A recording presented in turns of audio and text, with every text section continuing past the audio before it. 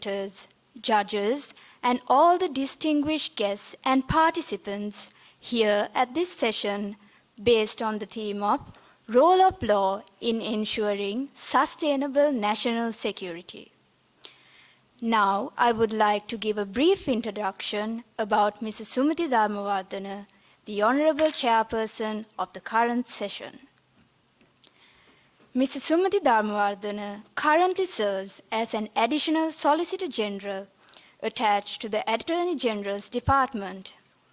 He holds an LLM from the National University of Singapore. He is a President's Counsel and adjudicator of the Kuala Lumpur International Centre for Arbitration in Malaysia, as well as a member of the Shenzhen Court of International Arbitration of China. Now, I would like to cordially invite the Honorable Chairperson to begin the session. Good afternoon, distinguished ladies and gentlemen, and the presenters, as well as the members of the Faculty of Law of Sir John Kotalawala Law Faculty, and the students. It's a great pleasure and honor for me to chair this session. And first of all, I wish to congratulate Mr. Mangala Vijay-Singha, the Dean, and the members of the Law Faculty for selecting a very timely topic for the 15th International Research Conference, namely, Role of Law in Ensuring Sustainable National Security at a time Sri Lanka faced a double-edged crisis, one in the economic sphere and the other one in the political sphere. The concept of national security is the foremost and vital factor in ensuring economic development and sustainability of a country. I am sure the learned members, the presenters, and the students will agree that the success behind the developed countries in the European Union, North America, Asian, and Pacific region are based on a very strong national security which covers a wide spectrum, including the critical infrastructure such as telecommunication, transport, financial sector, power and energy, and civil aviation and maritime affairs. If a country lacks a legal framework and a robust national security program, there is no economic development. When I read about this subject and searched in the internet, I came across the quotes of very famous Chinese military commander Sun Tzu, who is keenly followed by the modern day military commanders. And one of his famous quotes say, I quote, "Wheels of justice grind slow, but grind fine," unquote. Those few words speaks volumes of the requirement and the necessity for the law to play a major role to avoid armed conflicts and to safeguard national security. When it comes to the concept of national security, Robert Longley states, national security is the ability of a country's government to protect its citizens, economy, and other institutions beyond the obvious protection against military attacks. National security is in the 21st century includes several non-military missions. Today, some of the non-military level national security includes economic security, political security, energy security, homeland security, cyber security, human and environmental security.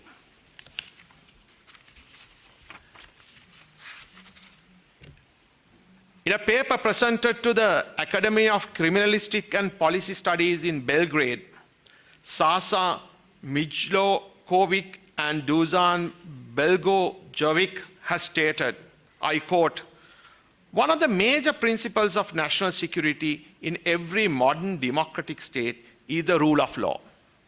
This implies the definition of standards relating to vital state and national values, but also the existence of mechanisms and organizations which take care of the security. This includes national law, conventions, laws, bylaws, but also international law, which includes, again, conventions, resolutions, charters, covenants, recommendations, court rulings, decisions of international courts, commissions, and arbitration bodies, etc., unquote. Again, they have quoted, I quote, national security today includes security of the society, regardless of ethnic, ethical, racial, and ideological origin or commitment of its members, and security of the state, but also their participation in international and global security, unquote. The legal basis of national security encompasses the system of provisions in international and national law which defines, promote, regulates, and protect the state and national values and interests. At this juncture, I wish to draw the attention to the Sri Lankan context. The foremost law in Sri Lanka is the Constitution. The Constitution of Sri Lanka, being the supreme law of the country, guarantees the safeguard of fundamental rights and objects of the state as provided in Chapter 3. It stipulates under Article 12.1 the right to equality. All persons are equal before the law and are entitled to the equal protection of the law. This reflects how rule of law is the main prerequisite of the Constitution. At the same time, it is paramount importance to strike a balance between the equal rights of an individual citizen vis-a-vis the national security. It has come to loggerheads at certain times, but we need to strike a balance. The Constitution is the supreme law, and other laws and legal acts must be in keeping along with the provisions set out in the Constitution. In terms of Article 30 of the Constitution, the executive or the president is the chief of the armed forces and the commander-in-chief. Very interesting provision is there in the 13th Amendment to the Constitution. As all of you all know, the rationale behind introducing the 13th Amendment to the Constitution was to devolve power as well as to maintain a unitary state. It was brought in as a measure to avoid the armed conflict which started in northern province of Sri Lanka in 1987. The Appendix 1 of the 13th Amendment to the Constitution, which states national defense, national security, and the use of any armed forces or any other forces under the control of the government of Sri Lanka in aid of the civil power is vested with the central government. Hence, it is a prime role of the central government or the government of Sri Lanka to safeguard the nation, its subjects, citizens, and property. So you need to strike a balance between the fundamental rights and the government role in safeguarding its citizens as well as the national security. I'm not willing to go down the memory lane, but however, I need to emphasize that the post-independent Sri Lanka during the last 7 decades faced a number of issues. Internal threats due to the demands of the minorities, which started as ethnic violence in as far back as 1958, ultimately turned into a conflict in early 80s, which turned into a civil war, which continued till May 2009. The role of the state, the role of the government, in order to ensure the national security, the government had to enact a number of laws, including the Prevention of Terrorism Act. As well as, we cannot forget what happened in the 1971 insurrection, armed insurrection, 88-89 armed insurrection, which destroyed the country's economy, but as well as it brought down the civil administration of the government and virtually to a standstill. Is it the only threat a government can face? In the modern day, terrorist activities, warfare is not only a physical attack. With the advent of the internet, cyber platforms are abused to commit offenses against the national security, public order, national economy, national administration, and to advance terrorist propaganda to destroy the peace and harmony among the nations. Modern warfare is no more a physical warfare, but a cyber warfare. According to Richard Clarke, who was the special advisor on cybersecurity to President Bush during 2001 to 2003, states, cyber warfare involves bringing about disruption, damage to another country's computer system and networks. There have been different thinking in different parts of the world. One is the requirement of a national security legislation, which encompasses all these key factors what the learned presenters are going to present today. In addition to that, then comes the critical infrastructure, which I will deal in a few minutes. But before I move into that, I would like to quote from Kim Lane Skeppel, who had written to the International Standardization of National Security Law. I quote, "National security law establishes the way that each state handles threats to its government, its values, and its very existence. The US government tolerates right-wing militias, but Germany cannot abide neo-Nazis. While the United States once hunted down communists as a national threat, Italy at the same time elected them to parliament." So the government have been taking different stands, but they have brought national security legislation according to their requirements. One of the key areas Sri Lanka needs to pay attention is with regard to the safeguarding critical infrastructure such as telecommunication, banking, transport, and aviation.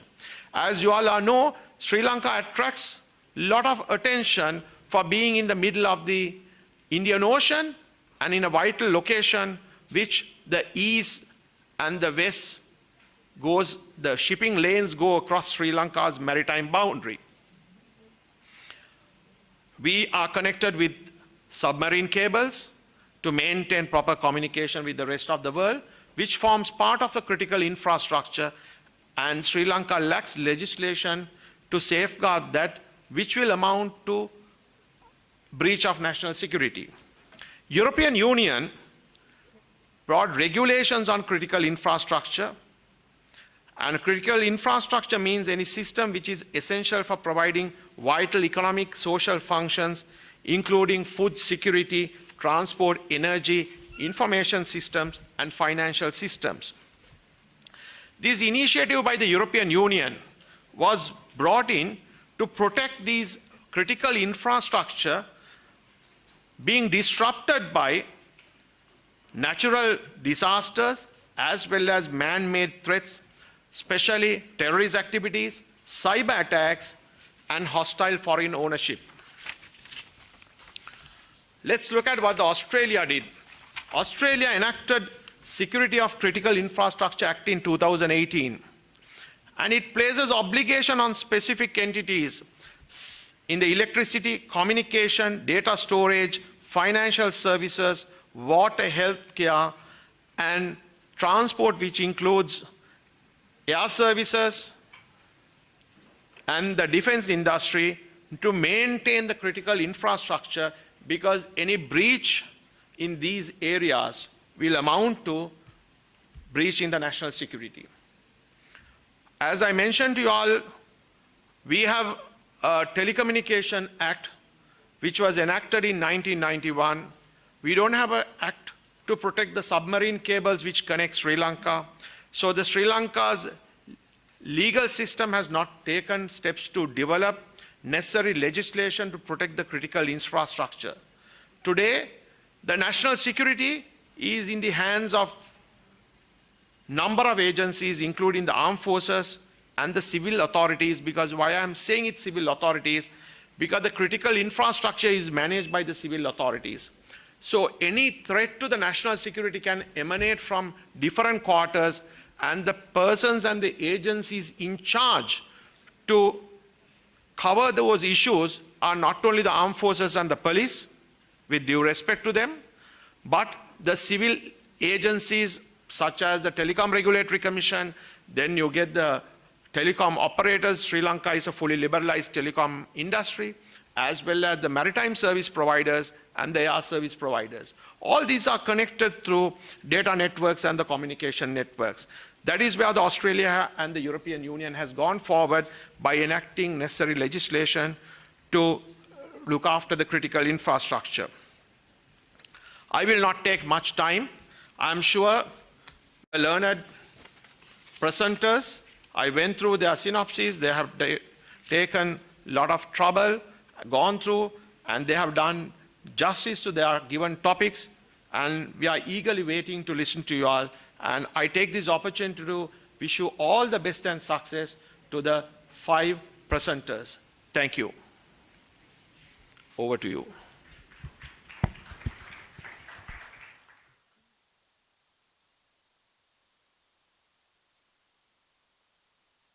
I'm told I have another task, that is to introduce the presenters. I'm more than happy to do that. The first presenter is Ms. KMM Jayathilaka. Ms. KMM Jayathilaka holds a Bachelor of Laws from University of Peradeniya, Sri Lanka, and currently she is preparing for the final year law examination at the Sri Lanka Law College in order to train for the bar and take oath as an attorney at law of the Supreme Court of Sri Lanka. Her research interest revolves around issues of crime prevention and criminal justice, and her paper is, the topic is preventing the misuse of non-governmental organizations for terrorist financing. The second presenter is Ms. Fine. So may I invite Ms. KMM Jayathilaka to start her presentation? Over to you, Ms. Jayathilaka.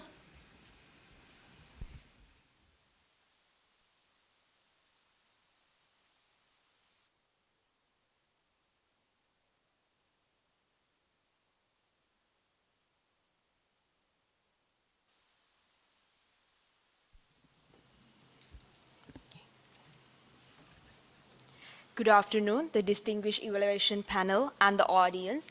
As you can see on the screen, my research topic is preventing the misuse of non-governmental organizations for terrorist financing.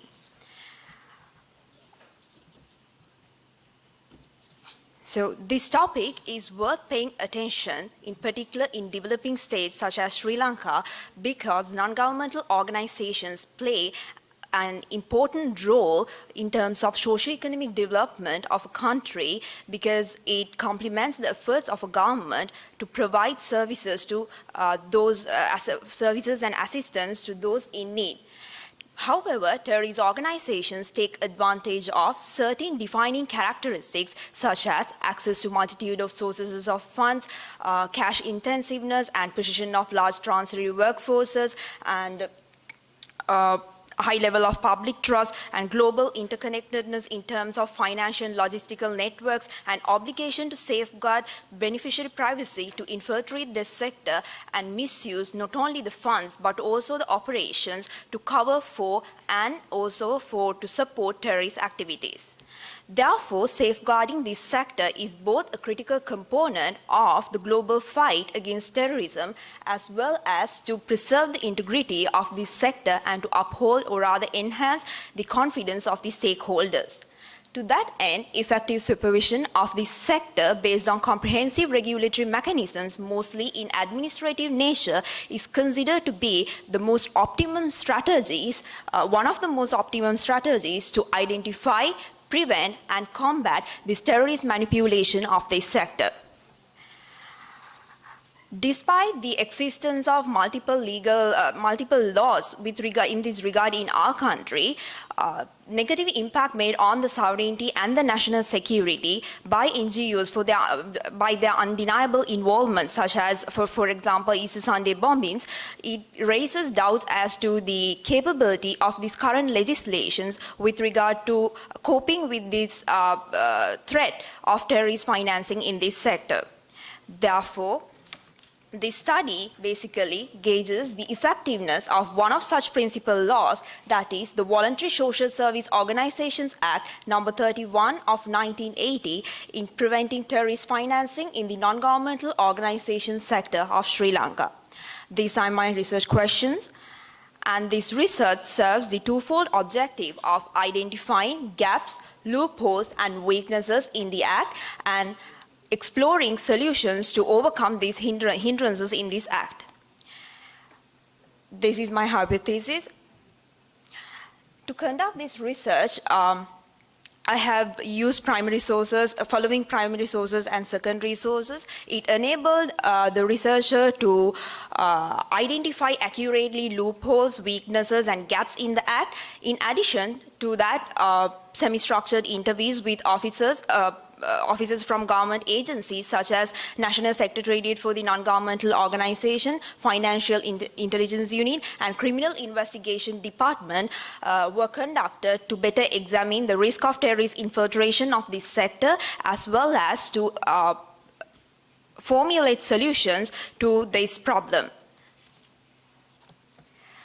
Let's now move on to the findings of this research. Firstly, narrow description of voluntary social service organizations. So in this Act, the definition provided by this Act does not include, it does not capture the multidimensional nature of activities and organizational structures of the voluntary agencies at present day. So it excludes, for example, membership-based entities, social enterprises and organizations which are engaged in research and advocacy. Second finding is that absence of a requirement for mandatory registration and renewal of registration, without which in such a situation less can be practically achieved in terms of countering this threat, because registration is considered to be the stepping stone in eradicating the misuse of NGOs for terrorist financing. Thirdly, opaque legal status, inadequate authority and independence of the Secretariat. It renders performing role of both the policing as well as facilitating for good governance in this sector. For example, that even though currently Secretariat performs many functions with regard to regulation of this sector, there is no specific provision with regard to establishment in the Act. So it questions its mandate. And apart from that, the Secretariat does not have sanction authority such as to use for irregularities in this sector, for such to deregister, to suspend operations, and also it does not have the power to give advice, guidance, and to power to play the role of ombudsman, and to power to determine the membership of NGOs. Then the next finding is that though Sri Lanka has a satisfactory mechanism with regard to, at the point of registration, to collect information over this sector, this Act does not require the NGOs to furnish their updated or current information periodically. So it what happens is that the Secretariat, it does not enable the Secretariat to maintain a high degree of transparency as well as accountability in terms of task and finances of the sector. Sixth finding is that failure of this Act to provide a solid legal basis for the Secretariat to liaise on information sharing, strategic planning, risk management with domestic as well as international counter-terrorist financing agencies. Though Sri Lanka has a database with regard to NGO sector, but it falls short significantly to provide a comprehensive picture of the scope and the scale of this sector. So which decreases the success in terms of like investigating, detecting these abuses and risk of abuses for terrorist financing. This can be attributed to the absence of a statutory duty requiring the Secretariat to maintain a common repository for information on the NGO sector, which is pointed out by the seventh finding. The last final finding is that absence of a single regulatory agency and uniform law on registration, reporting commitments and oversight, because currently these reporting obligations are fragmented. They are spread across a range of government institutions. So what happens, it increases opportunities for deception, inconsistent reporting, and it toughens the task of detecting these wrongdoings. Upon the affirmation of my hypothesis, following recommendations are provided or are made in the long run as well as in the short run. So in the short term, official definition of NGO should be expanded, and the second one is that the Act should be provided for mandatory registration as well as for renewal of registration of all NGOs. Thirdly, NGOs should be required to report annually to the Secretariat on the work that they do, as well as they should be made accountable for their budget spent. So in here that they should be not only these reports should be subjected to financial audits but also social audits, which will be conducted by auditors enlisted by the Auditors General Department. And fourth recommendation, short-term recommendation, is empowerment and legalization of the Secretariat, basically model on UK Charity Commission.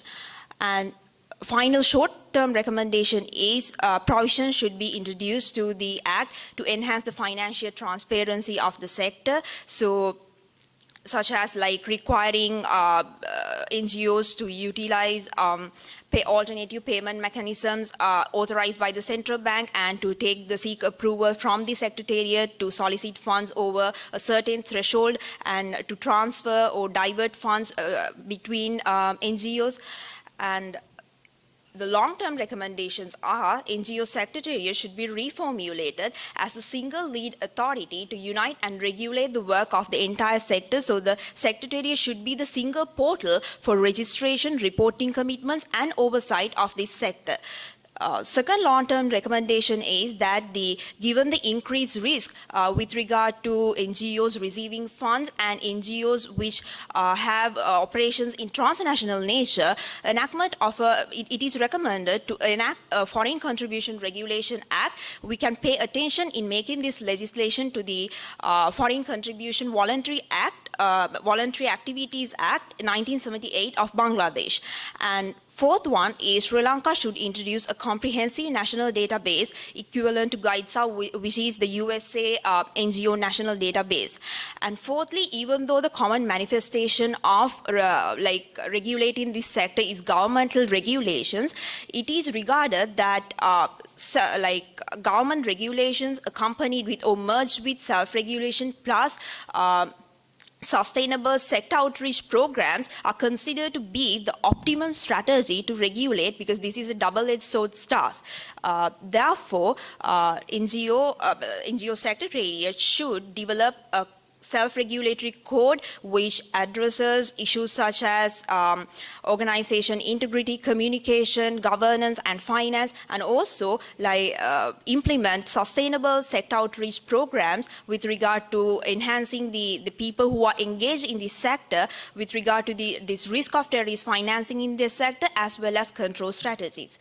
Well, this is the end of my presentation, and thank you for your attention. A person.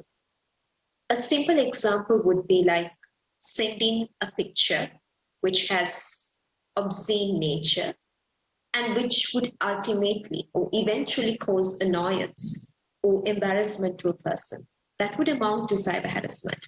That is the simplest meaning of cyber harassment.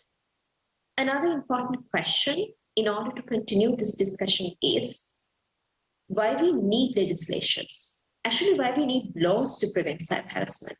So one need to understand and one need to be fully aware of the importance of having legislations. we have to know that we know that social media is really an important source of information. There is no doubt on that. However, we should also be aware of the fact that social media has now become the easiest way to spread, to spew hate, violence, or embarrassment or annoyance at any person. Particularly, women are being victimized, and people of color and people of gender, because of their gender orientation, because of their sexual orientation, people are being victimized. So those incidents are also falling under the category of cyber harassment. Because of these incidents, we have to know the fact that social media has now not only become the source of information, but it also has a negative impact, a severe negative impact on the social, cultural, and economic values. In day-to-day life, we have come across certain situations where, due to cyber harassment, where people have committed suicide. That is the steep cost of cyber harassment. So therefore, we need laws to prevent these types of actions. Now, I would like to tell you very briefly what are the laws existing, what are the laws prevailing in our country, which directly or indirectly address cyber harassment. The first law that we'll be focusing is Computer Crime Act number 24 of 2007, and then the Penal Code of Sri Lanka, and also the Obscene Publications Ordinance number 4 of 1927, and Prohibition of Ragging and Other Forms of Violence in Educational Institutions Act number 20 of 1998. So these four legislations, either directly or indirectly, have connections or they discuss about cyber harassment. So let's move to Computer Crime Act number 24 of 2007. So Computer Crime Act number 24 of 2007, actually, it's a product of Sri Lanka becoming a signatory to the Budapest Convention on Cybercrime. And there are three sections which has links to cyber harassment, or which we can interpret as being effective or that can be used to prevent cyber harassment. The first section that we'll be focusing is Section 3 of Computer Crime Act number 24 of 2007. So Section 3 criminalizes securing unauthorized access to a computer or any information held in any computer with knowledge that the offender had no lawful authority to secure access. So simple meaning is that if someone accesses your computer or any information held in your computer, right, and that particular offender has the knowledge that he has no lawful authority to do so.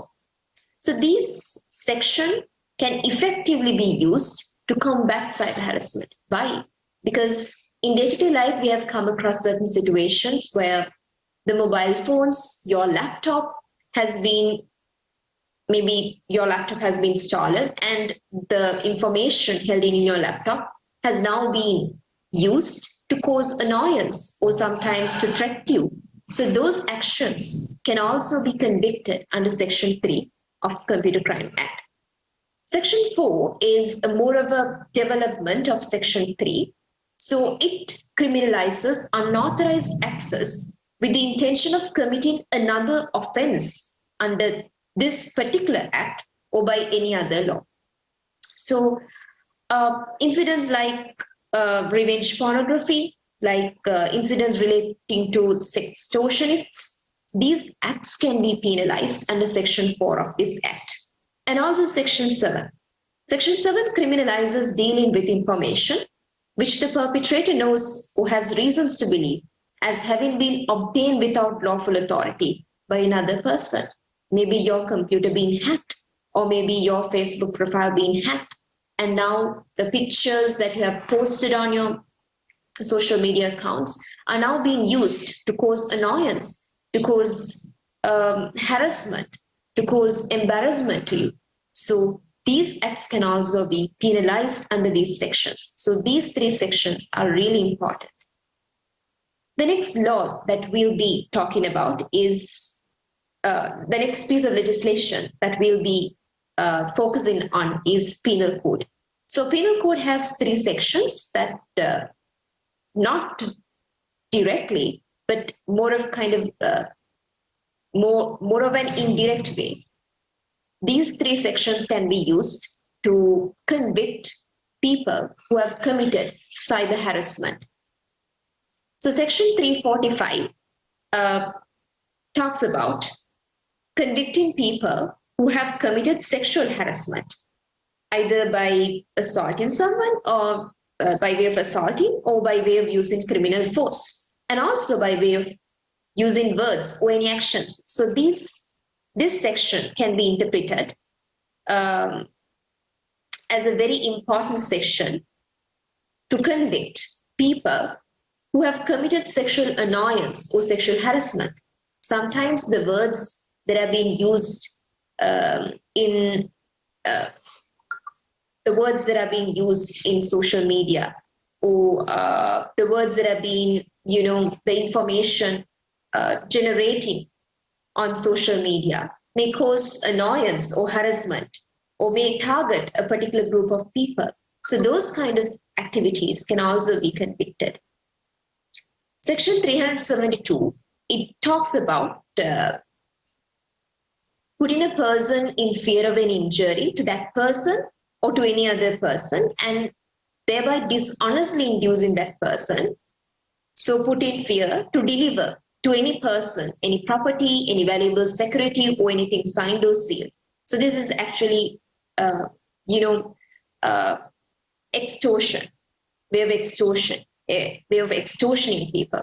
And these kind of activities are very popular in our society. We have seen how people are being blackmailed. Sometimes your picture, sometimes a video is being circulated on social media, and now you're being blackmailed, asking something valuable in return to delete that particular video, to delete that particular photograph. So this section is very important to combat, actually to penalize those kinds of actions.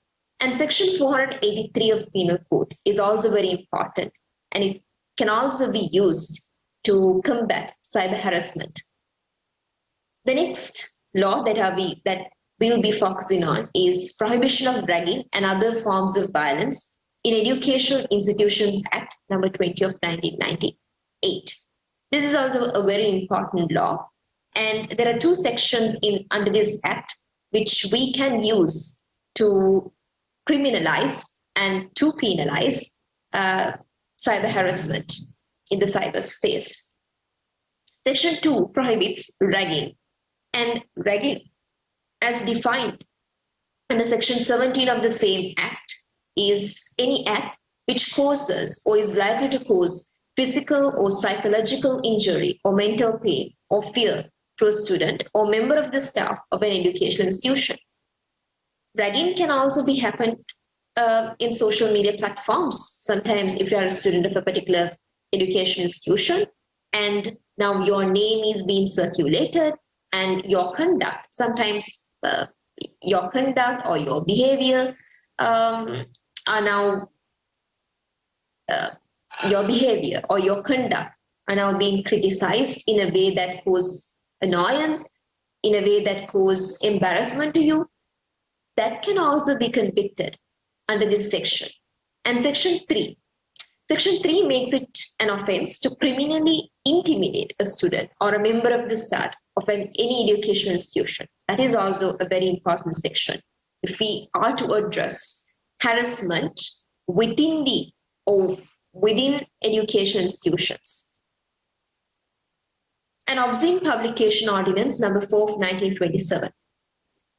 Under Section 2 of this particular act, it criminalizes, namely acts like making, producing, or having in possession for distribution for the purpose of distributing or publicly exhibiting obscene materials. This is very popular in our societies because we have seen many, it can be, social media posts or any photograph posted on your social media account, any video that are being circulated among the public and circulated on social media platforms. And with obscene characteristics, like these videos may or these photographs may of obscene nature, and now they are being circulating on social media, and it may cause harassment to you. And it is a form of harassment sometimes, targeting particular people.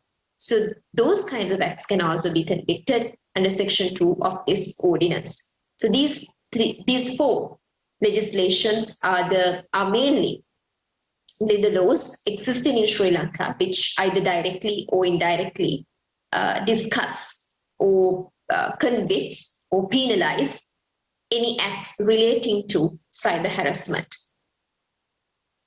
In our research paper, we not only focus about Sri Lanka, we also made an attempt to discuss what are the attempts that are being taken by other foreign jurisdictions to combat cyber harassment. So we mainly focused on three countries: Canada, Singapore, and United Kingdom. So in Canada, the main piece of legislation is the Protecting Canadians Online Crime Act 2014. So this is under this particular act, under this particular law, they made key amendments to their criminal code, their Evidence Act, their Competition Act, and Mutual Legal Assistance in Criminal Matters Act.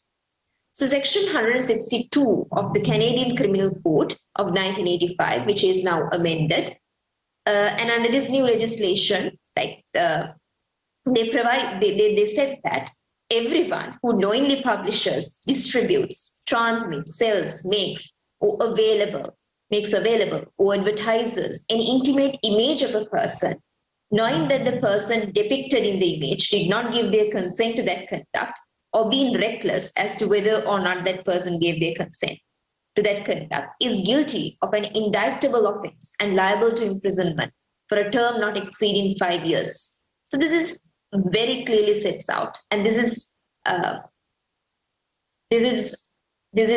a very progressive section to combat cyber harassment, which is now more prevalent in the cyberspace. And Singapore, they have the Protection from Harassment Act Act of 2014, and Section 3.1 of the said Act says any individual or any entity, they must not, with intent to cause harassment, alarm, or distress to another person, without particularly targeting a person, by any means, use any threatening, abusive, or insulting words or behavior, make any threatening, abusive, or insulting communications, or publish any identity information of the target person or a related person of the target person, and as causing that person, making that victim subjected to harassment, alarm, or distress. This is also a very progressive section when it comes to addressing cyber harassment. And when you see these sections, if you go through these sections, you might clearly know, you might be able to understand that difference. Like when we compare how our legislations has drafted their provisions and how these foreign jurisdiction and how their laws have drafted the provisions to address cyber harassment, there is this clear difference between the provisions. Like they have this direct connection. They directly say, right, you're not allowed to commit cyber harassment. That idea is there when compared to Sri Lankan legislations. And also in United Kingdom, they have a couple of legislations, actually, some progressive legislations, and also some recent bills which have not yet received the authority to become acts, but these bills are also very progressive. And if I to discuss a couple of these legislations, first, Protection from Harassment Act 1997, both Section 1 and 2, they cover all forms of cyber harassment. And Malicious Communication Act of 1988, that is more straightforward compared to the Protection from Harassment Act. Section 1 of this Malicious Communication Act is straightforward.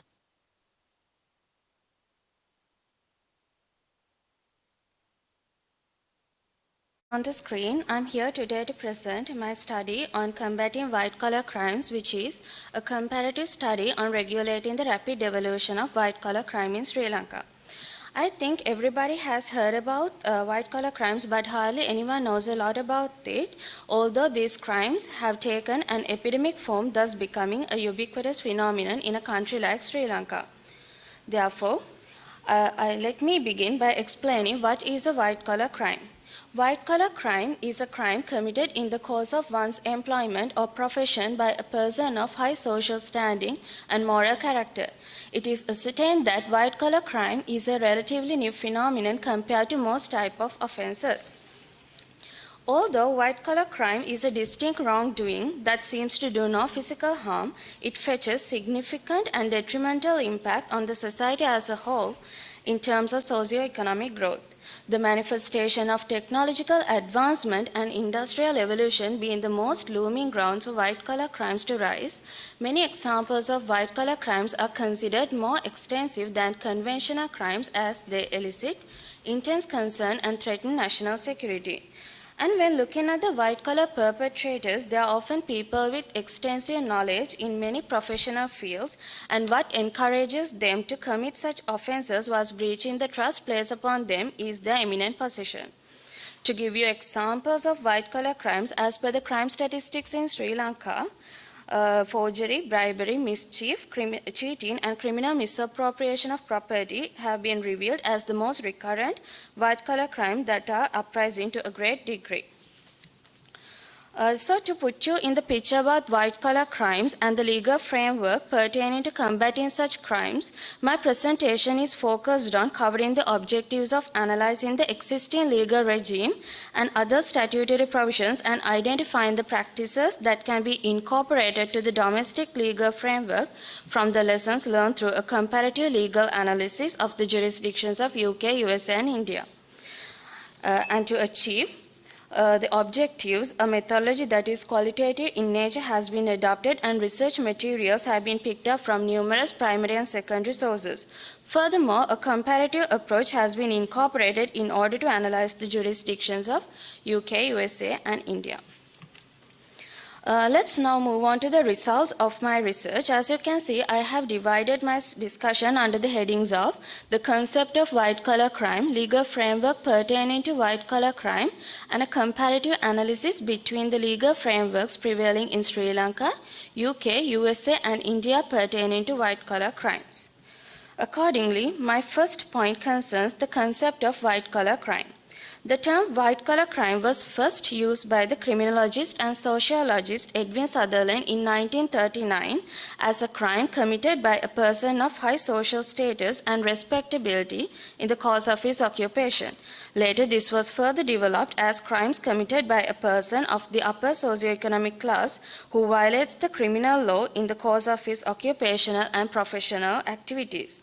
It can be expressed that upper and middle class offenders' motivation by financial gain, lack of violence, a systematic aspect, a breach of trust, and widespread victimization as some of the elements involved in a white-collar crime. Today, these white-collar crimes encompass a broad array of offences that range from moral ethical violations of regulatory and civil corporate laws, occupational crimes, and breach of trust that are prone to cause a pure socio-economic harm.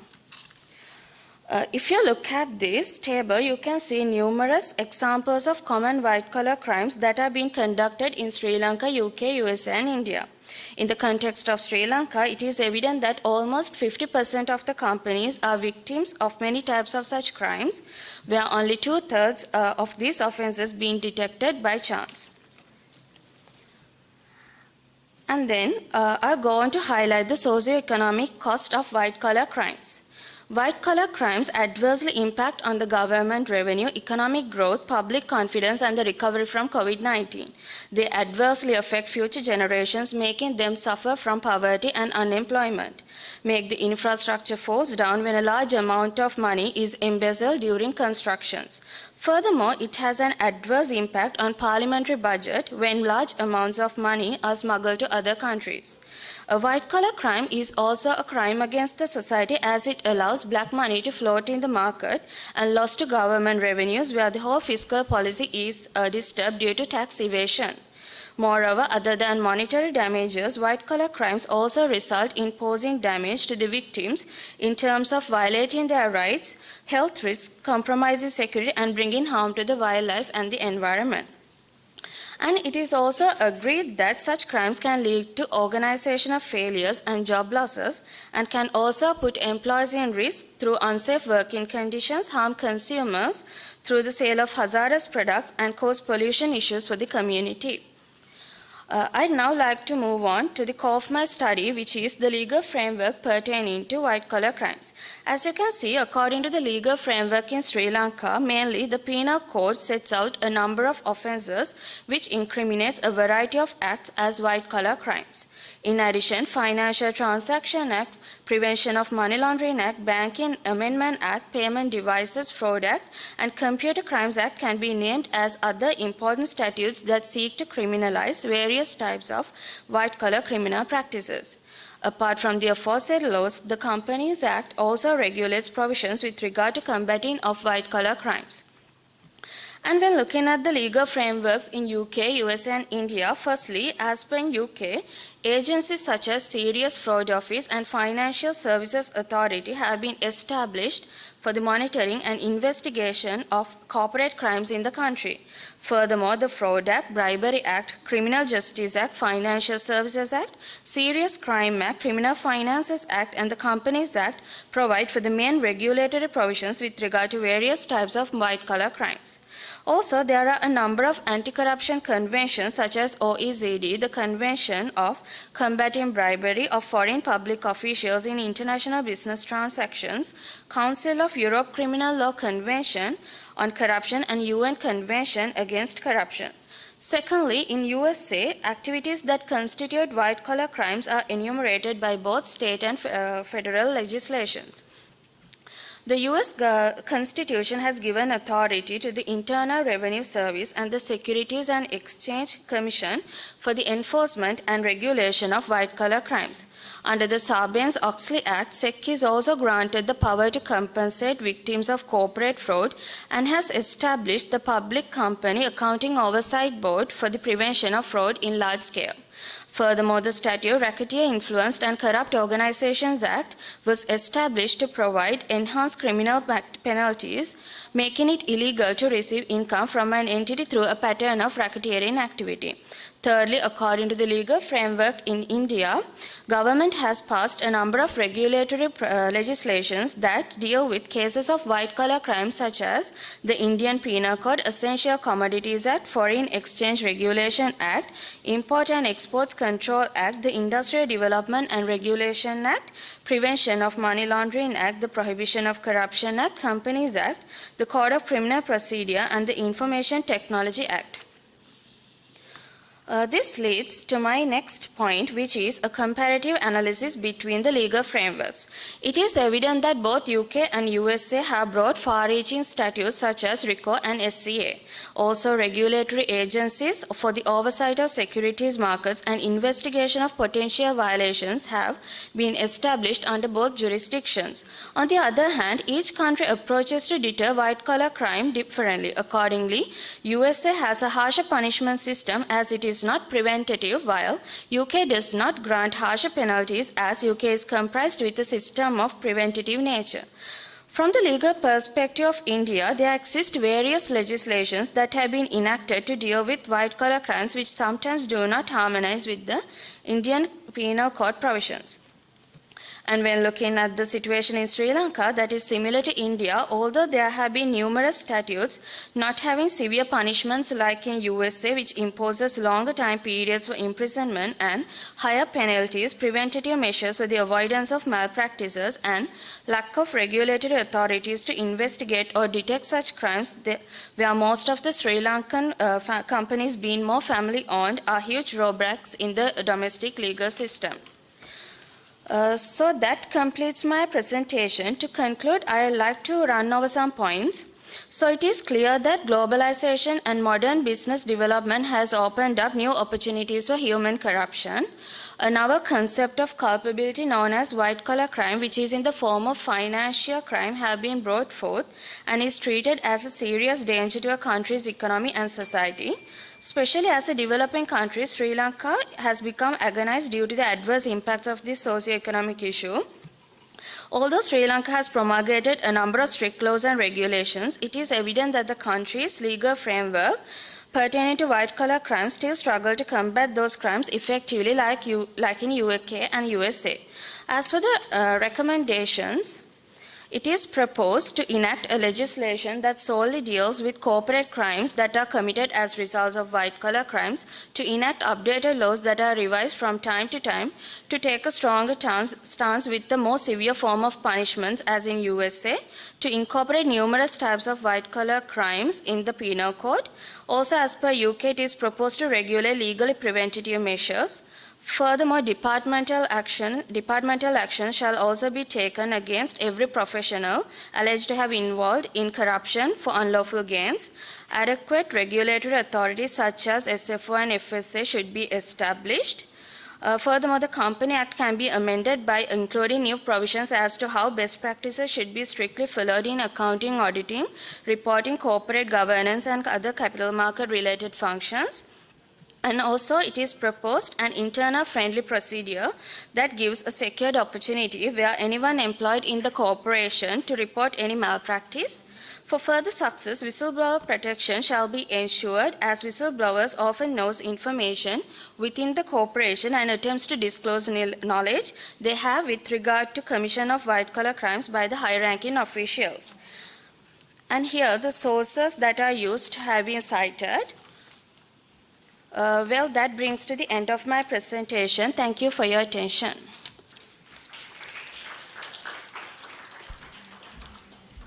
The next presenter is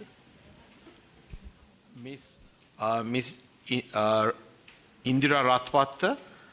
The paper is Truth or Treason, the Tussle between Secrecy and Security.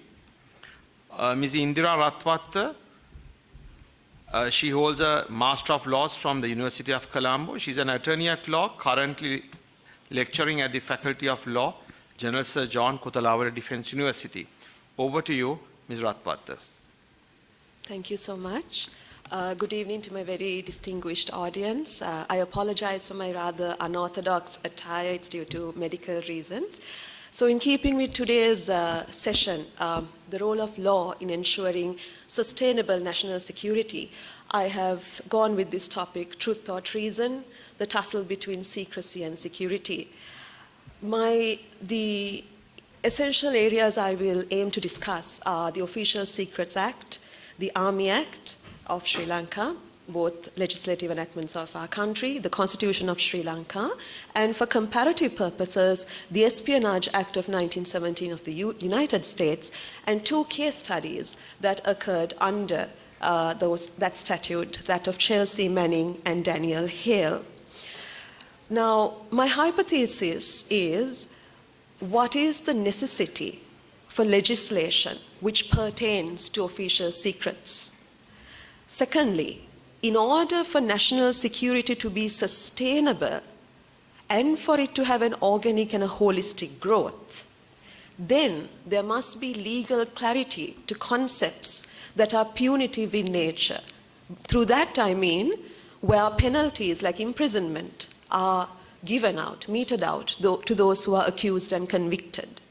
And thirdly, that if someone is accused of breaching the Official Secrets Act or any of these statutes that I may talk about, that the offences should be well defined and legitimate defences be afforded to those accused. So that's the structure of my presentation. As we go along, perhaps it might be a little clearer. So I take you to the first statute, the Official Secrets Act. As you can see, it's rather old, 1955. It has been criticized as being very archaic and draconian. Writers like Kishali Pinto Jayawardena have written extensively on how unnecessary it is and unduly restrictive it is. And for our purposes, Sections 7 and 8 are the most important. Section 7 basically tells us that a person, an individual who's entrusted with an official secret, cannot give it to anyone else or transmit it, communicate it to anyone else. that person, if found guilty of communicating it to another person, will be given a sentence of 2 years and a fine. Now the issue is, there is no mens rea element which is noted there. We all know under criminal law, there are two elements, actus reus and mens rea. This almost reads like a strict liability offense. Section 8 speaks about the recipient. So even a person receiving an official secret does not have a legitimate defense. There's a slight defense, there's a very tiny defense where they say the recipient could say that the secret was given to him or her without any solicitation on her part. So my concern is, let's say a public-spirited individual, government servant perhaps, talks to a journalist about something which is not proper in his or her department, and the journalist then says, I will not publish this or disseminate this until you give me written proof. Such a journalist might be rewarded with his or her caution by a punitive measure. So there's section 27 also in the statute where there's a wide berth of interpretations. It's very expansive, which by its very expansiveness, there's ambiguity and vagueness, and both leaker and recipient are punished. The defense of public interest is excluded. Now, we all know under criminal law for penal offences, we have defences like self-defence or insanity and all of that. For even civil law, such as defamation under the law of delict, you have the interest, public interest, defense, justification, truth, all of that. But under this statute, there's no such defence. Then very briefly, I'm going to talk to you about the Army Act, not that I have anything to critique on it. Even an individual who is within the Army under Article 125 must refrain from disclosing sensitive information, and this is necessary. I'm definitely not speaking of violating troop movements, the secrets regarding to troop strategies, military diplomacy, the location of enemies. Those must always be kept secret, because we cannot have national security if such things are violated. We don't want the tragedies that happened in 2002 where the coveted LRRP, I hope I've got that right, those members were the names were leaked and some very sad tragedies occurred. But what is the situation? My question is, if there is a violation of international humanitarian law or human rights law, where would we stand? Where would our constitution come in? And through this Official Secrets Act and the Army Act, in my research, I saw a parity with the US jurisprudence. Then my third analysis is very briefly on the Constitution of Sri Lanka. As we spoke of earlier, there's Chapter 3 where the fundamental rights are justiciable. We all know there's freedom of expression, freedom of publication, there's right to information, which has come in through the very new 19th Amendment, much lauded. And however, we also know when we study fundamental rights that there are restrictions under Article 14A and Article 15. Again, praiseworthy, necessary in a democratic society, but the restrictions are, they have said, in the interests of national security and public order and safety. The term national security is not enumerated or defined. That may be an issue that leaves a wide ambit for interpretation.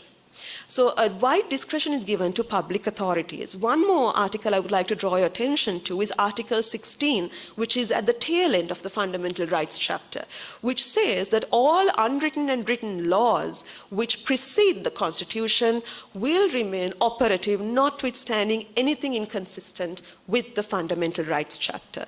So then we can see the 1955 statute will be alive and kicking in all its glory, even if it might contravene the Fundamental Rights chapter. So that is my slight discussion of the Sri Lankan provisions, and I would like to go into the 1917 Espionage Act of the United States, enacted, you can see there Uncle Sam, that's a satirical political cartoon, enacted soon after World War I in order to punish traitors who perhaps sell government secrets or leak government secrets to foreign countries. But that's not the only way it has been utilized in the United States. There's a broad criminalization of anyone because there's no distinction made between those who sell government secrets to people abroad or those who leak such secrets in the public interest. They are called whistleblowers, and who might leak it to even national newspapers, like in America it would be like the New York Times or the Intercept or whatever the case may be, so that the American public know what's going on. So the prosecution, interestingly, does not have to prove that the accused foresaw harm to national security. Again, the mens rea element is not there, or even that national security was actually compromised. You don't need an example to even show national security being compromised in order to be indicted and punished. So all that is required is the release of documents which are deemed classified. Deemed classified by whom? Public authorities, again vested with a lot of discretion. So there's a similarity in Sri Lankan legislation. So my two case studies these are both American situations. One is Mr. He was known as Bradley Manning, and now he goes under the name Chelsea Manning. He was a highly skilled army intelligence analyst in Baghdad, and he was found guilty of leaking 700,000 files to WikiLeaks. We know of Julian Assange fame. And he said he tried to remove the fog of war and reveal the true nature of asymmetric warfare. Now, in his leaks, so-called leaks, he showed that there were more than 15,000 unaccounted deaths of civilians in Afghanistan and Iraq perpetrated by the United States military, and that deaths of civilians and torture were unaccounted for. Now, Chelsea Manning was handed down a 35-year sentence. And one wonders whether the perpetrators of these international humanitarian law crimes were not handed down such sentences, but the person who leaked those secrets or crimes was given a 35-year sentence in very, very restrictive prison conditions. So his sentence was commuted for 7 years by President Obama. And his leaks caused serious diplomatic embarrassment to the United States. One other thing which was interesting was in Chelsea Manning's sentencing, the government witnesses, that is from the US government, they testified that no American debts could be attributed to Chelsea Manning's leaks. So there was no army person, nobody who was compromised due to these leaks. So all that he did was ensure that certain things, certain illegalities that the US government basically executed was shown into the public. So he can say, you can see what he has said, instead of accepting responsibility for our conduct, we elected to hide behind the veil of national security and classified information. And he says this, which I fully agree with: let's protect sensitive sources, let's protect troop movements, let's protect nuclear information, let's not hide missteps, let's not hide misguided policies, and let's not hide history. Similar to Manning is Daniel Hale. He was a former US Air Force intelligence analyst participating in the US drone program. We all hear of this, the famous unmanned aerial vehicle programs, which are quite contentious. His role was to track down the location of cell phones of enemy combatants, who would then be monitored and eliminated through drones. So these people are not even combatants sometimes. They are not even given, under international humanitarian law, we know who is a combatant. These people are not even provided that safeguard, but they are killed through an aerial target. So they are presumed guilty before they are even able to show themselves as combatants. Now, he leaked the fact that the drone programs were not successful. His leaks illustrated that nearly 90% of people killed in the United States wars around the Middle East and Afghanistan, the people who were killed were not the intended targets, civilian casualties. And he said that the war was not fought on principles, but it was fought for war profiteering. And this was at his sentencing. He got 45 months in prison. And here he says, I'm here because I stole something that was never mine to take. Precious human life. I couldn't keep living in a world where these were happening. Forgive me for taking papers instead of human lives. So at the end, what I want to say is this. The takeaways are, definitely there must be restrictions on the freedom of expression for the sake of national security. But when governments are doing something illegal, when there's no danger to troops, government should not hide behind the facade of official secrets. There should be no vagueness of definition and interpretation, because that would erode the rule of law, legal certainty, and government accountability. Legitimate defenses must be allowed to all who are accused of leaking secrets, because that is how you ensure sustainable national security and defense if we wish to move forward in the 20th and 21st centuries. Thank you so much for your patient listening. Thank you. Thank you, Ms. Ratwatte. We will now go into the last speaker. She is Ms.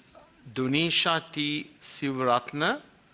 Her paper title, A Protective Legislation for Whistleblowers to Thwart White-Collar Crimes, A Comparative Analysis of Sri Lanka and United Kingdom. Ms. Siwrathne is an LLB graduate of the General Sir John Kotalawala Defence University. Over to you, Ms. Siwrathne.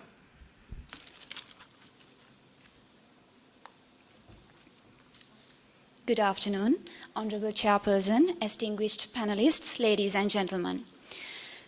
I'm very pleased to be here today to present my presentation on the comparative analysis which was carried out based on the laws of United Kingdom and Sri Lanka to recommend a protective legislation for whistleblowers to thwart white-collar crimes.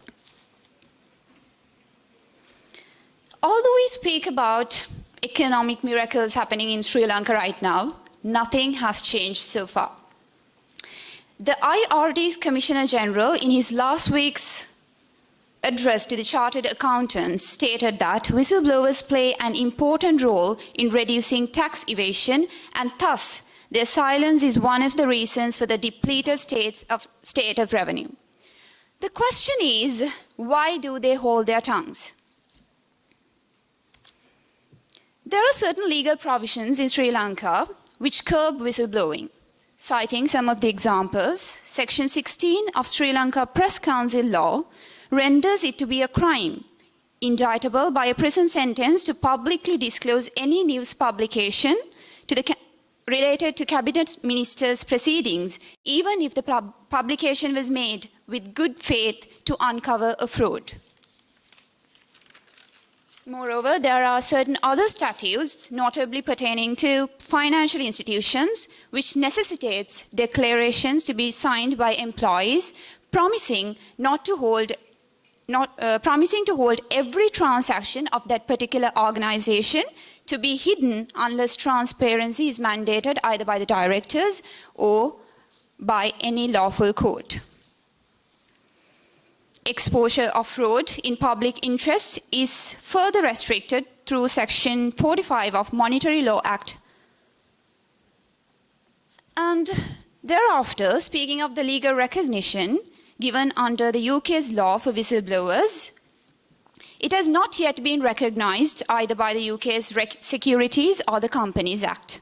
Alternatively, Section 43HCH of UK's Public Interest Disclosure Act 1998 protects whistleblowers if the disclosure was made in public interest with the intention being bona fide. Public Interest Disclosure Act discourages disclosures to exterior entities unless such disclosure is also protected. The strictness of these conditions makes it very evident that in UK, media coverage can only be utilised as the final option via Clause 43G 3D. So speaking of the three-tiered framework, it could be utilised to further explain why the Public Interest Disclosure Act empowers internal whistleblowing over external whistleblowing. It establishes a tier system where each tier has more stringent requirements which must be in order for the whistleblower to be protected. First being the company itself, the regulator being in the second tier and the public at the third as the final option. Moving on to the international framework, Article 9 of ICCPR includes freedom to seek, receive, and transmit information of all sorts in its right to freedom.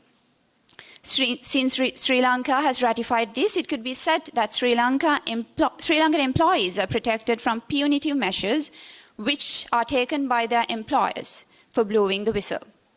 However, it is to be acknowledged that the Human Rights Committee is responsible for issuing remarks related to the state parties' reports on the efficacious application of the utilization of this particular right with regard to whistleblowing.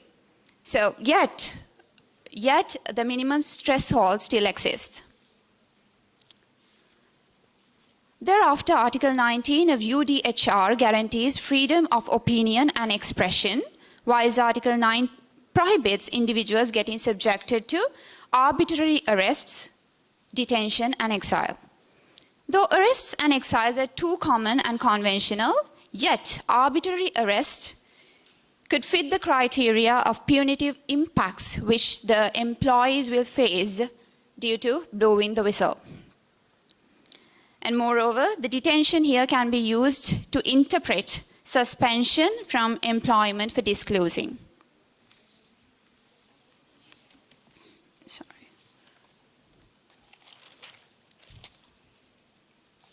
And we have ILO Convention number 158 on termination of employment. And this is one of the principal enactments which expressly protect whistleblowers. Regrettably, only 38 states have ratified this, and Sri Lanka is not amongst them.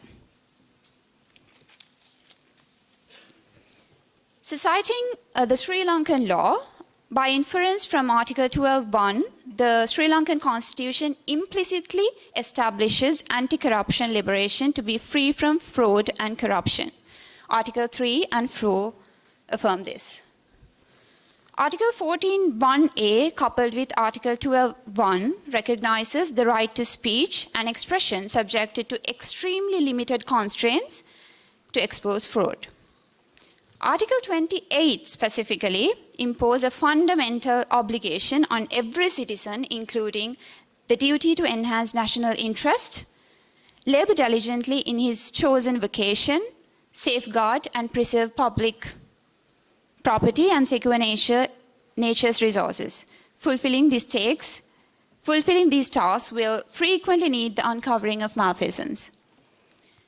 In the utter lack of an explicit clause to the contrary, confidentiality provisions in statutes should be interpreted as offering a protective cover of secrecy for legal transactions rather than for corrupt practices, especially in the context of the constitutional provisions which we discussed earlier. So, in conclusion, in Sri Lanka, a comprehensive restriction on disclosure exists due to subsidiary statutes which applies to all the public officers and contractual confidentiality terms which are in the contracts which are applicable to both public and the private sectors. As a result, it discourages whistleblowers and they are subjected to disciplinary punishments. Now, Sri Lanka being a nation which has undergone a numerous number of corporate failures, it is regrettable to admit that creditors have even committed suicide because they were unable to pay the debtors. Simply because the company lacked an internal whistleblowing mechanism. So if it was existing, it could have given an extra assurance to the whistleblowers and could have prevented the irreparable damage which has been already caused by these corrupted practices. Though Sri Lanka has initiated the first ever draft policy to safeguard whistleblowers in year 2016, it appears to be challenging since there's a confusion between the terms whistleblowers and witnesses because not all the whistleblowers are witnesses. So, in the research findings, it was found that Right to Information Act is also an important instrument in the process of combating white-collar crimes, But it was concluded that there's a requirement of a separate standalone legislation to safeguard courageous individuals. As far as the recommendations are concerned, first and foremost, a regulator needed to be chosen to deal with the matters relating to whistleblowing. When introducing a standalone statute, it is a must to have a regulator. So the problem was whether it is the Securities and Exchange Commission or the Registrar of Companies. So the research found the Securities and Exchange Commission to be the better option as it performs equivalent tasks. Despite receiving its fair proportion of critics, UK Public Interest Disclosure Act has been in effect for 20 years. And it serves as the model law for many developing countries, including South Africa. So it was chosen to be appropriate piece of statute to Sri Lanka as well. It should be emphasized that not all the provisions of PIDA could be adapted by the Sri Lanka because due to the practical considerations and the limitations.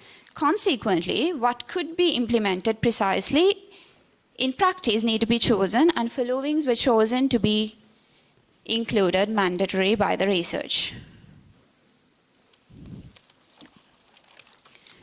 So unlike PIDA, the extent for protected individuals should not be limited to permanent employees, but should also cover contractors, consultants, former employees, interns, trainees, volunteers, part-timers as well. According to PIDA, the suggested law should also recognize qualifying disclosures as outlined in its Part 4A. Moreover, it is recommended to adopt UK's three-tiered framework into Sri Lanka by primarily encouraging internal whistleblowing. In order to stay one step ahead of PIDA, the research recommends enacting a provision which encourages anonymous reporting. The statute should make it illegal to reveal whistleblowers' identification unless they are consent. Moreover, the research recommends to offer a shield for the individual who blows the whistle even throughout the process of blowing the whistle, because a lot of harm could even happen during the process of whistleblowing. The suggested Sri Lankan statute, analogous to the PIDA, should offer remedial action via the employer, such as monetary compensation. Additionally, while granting compensation, courts must consider not merely the losses on wages, but equally the injuries caused to the mental distress and wellness as well. In the event of an unfair dismissal, the burden of proof must be shifted from the employee to the employer, and employer must be burdened to demonstrate that the whistleblower was terminated for a cause independent from the blowing the whistle. And from that, my presentation comes to an end. Thank you.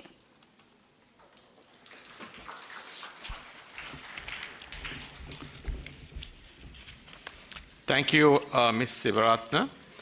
Now we come to the next item on the agenda, that is the questions and answer session.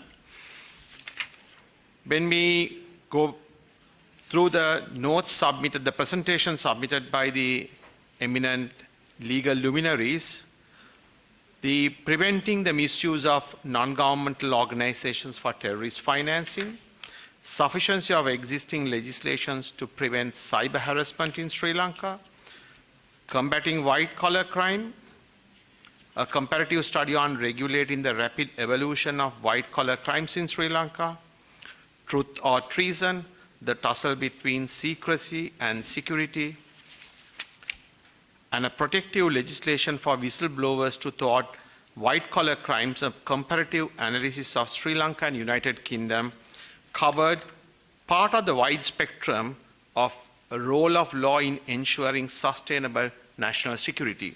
All the eminent speakers made certain points which you need to consider pertaining to the sustainability of national security. The floor is open to you for questions. So my question is for Ms. Jayathilaka. According to what you said, an annual report must be provided and the NGO must have transparency on its work. and must be accountable for its spends. My question is, are there any regulations provided if this was not done by the NGO? Thank you. Okay, thank you for your question. So currently in the Act, Section 9D, it says that the registrar, in the sense like practically it is the NGO Secretariat, must conduct financial audits, financial audits that they have to request it from the NGO, like the specific relevant NGO. So there is no obligation for the particular organization to kind of furnish reports. That means not only the financial reports, that but like activity reports, narrative reports, social impact assessments, that NGOs are not obliged or rather required to furnish these reports, but the currently under Section 9D, Secretariat is empowered, or rather they can require annually, they are, but in practically when I interview the Secretariat, the Director General of the Secretariat, what he mentioned is without these obligations, so we can kind of comply with that. By imposing this obligation, we can, have these information updated and to very qualitative, information which are of high qualitative value we can have. So that's why I said this mechanism, in the sense it should not only be limited to the financial accountability and transparency, but also it should be we have to track the project delivery as well. I hope I answered your question. Okay. Yeah, thank you. My question is towards Madam Tennakkon, the online presenter. Is it possible to talk to her? Is it possible?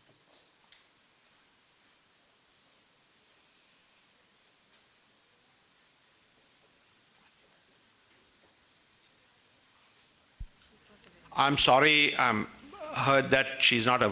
Basically, my question will be an open question on behalf of Ms. D.M. Munaweera and Ms. Siwrathne.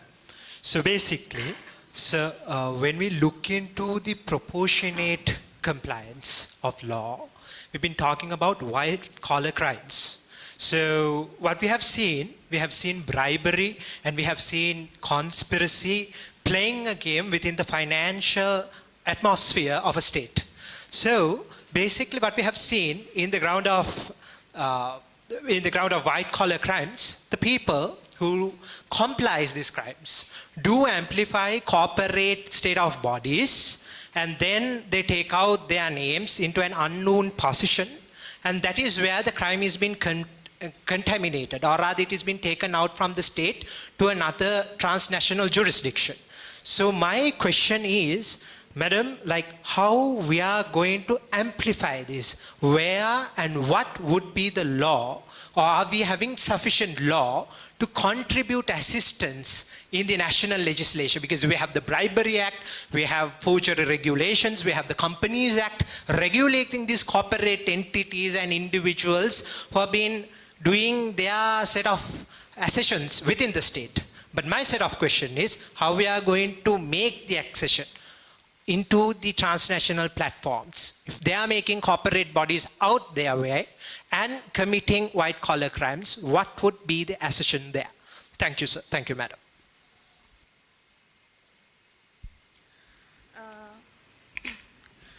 Well, I think that goes beyond the scope of my expertise, but what I have studied under the legal framework for white-collar crimes are provided in the Penal Code and some other special statutes, like you said.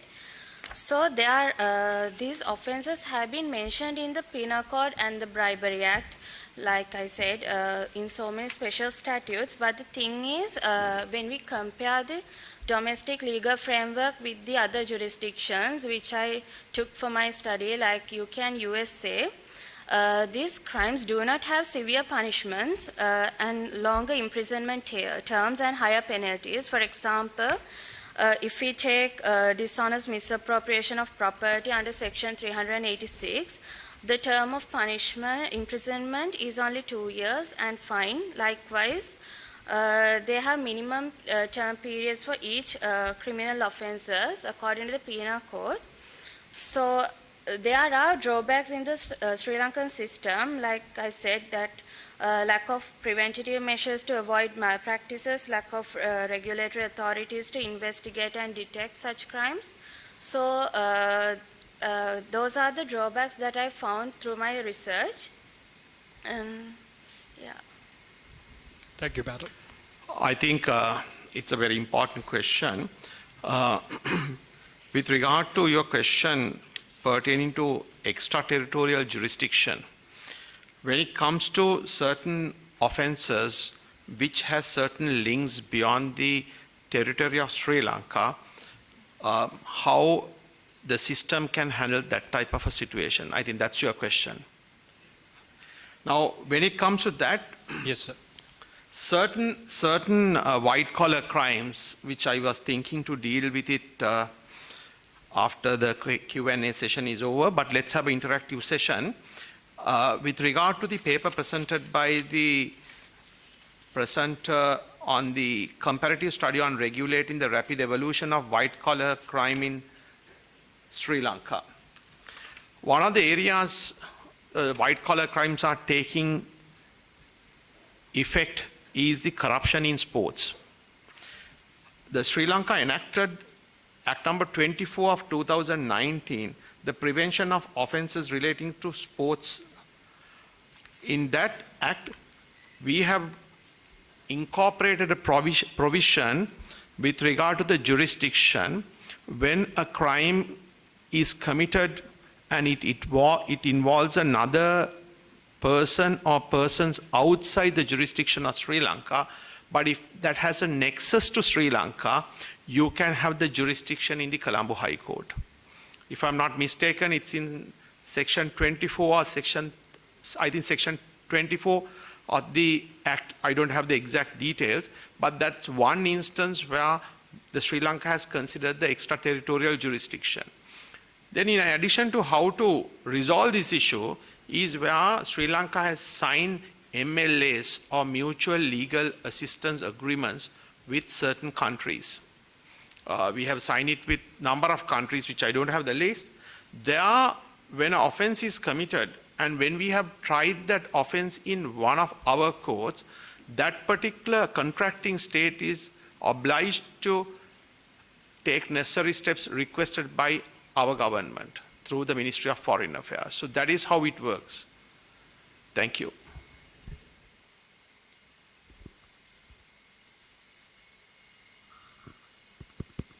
My question is to Madam Ratwatte. Ma'am, is there any legal instrument that provide a considerable degree of protection for the intelligence agents who are engaged with the covert operations in international missions? And what is your opinion on protection of them?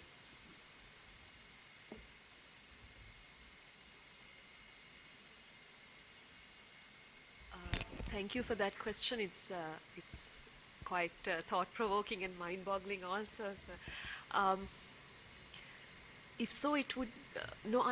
To the best of my knowledge, sir, I'm not sure. I don't think there is legislation protecting, in the sense, of course, the Army Act would protect them. You are talking about a foreign, in the sense, if our people are serving abroad, or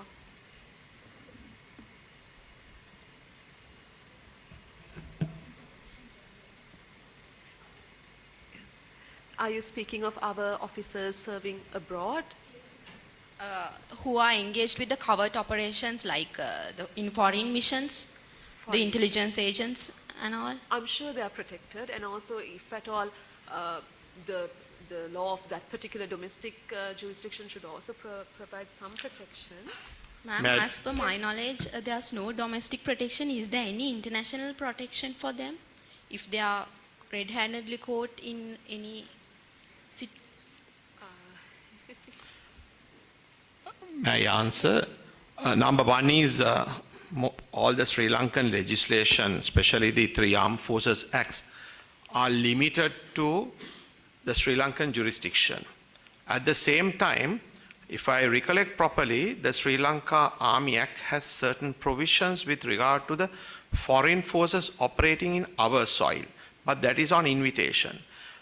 The question what you ask is, if a Sri Lankan intelligence operator do a covert operation in another country, whether there is protection. That is a very wide question, because when you consider the nature of the operation, if it's against the laws of that country, certainly we will not have any protection. But what they normally do is, to my understanding, if you conduct an operation with the knowledge of that country's national security agencies, they cover it up. But this is a very wide issue and a very hypothetical issue. I don't think, without going to specifics, we can answer it. Thank you. Hi. So my question is for Ms. Siwrathne. Yeah, so in your presentation, in the conclusion part, you have stated that the Sri Lanka requires to provide significant adjustments for the purpose of accommodating whistleblower protection. So can I know what kind of important adjustments should be made in order to serve whistleblower protection?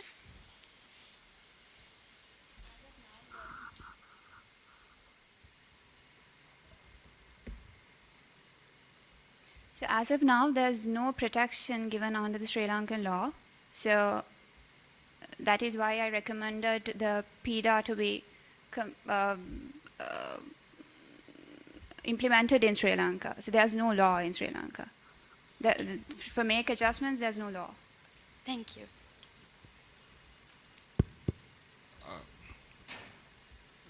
Good evening, sir. I'm Major Rodrigo. I just want to ask a question from the Ms. Ratwatte.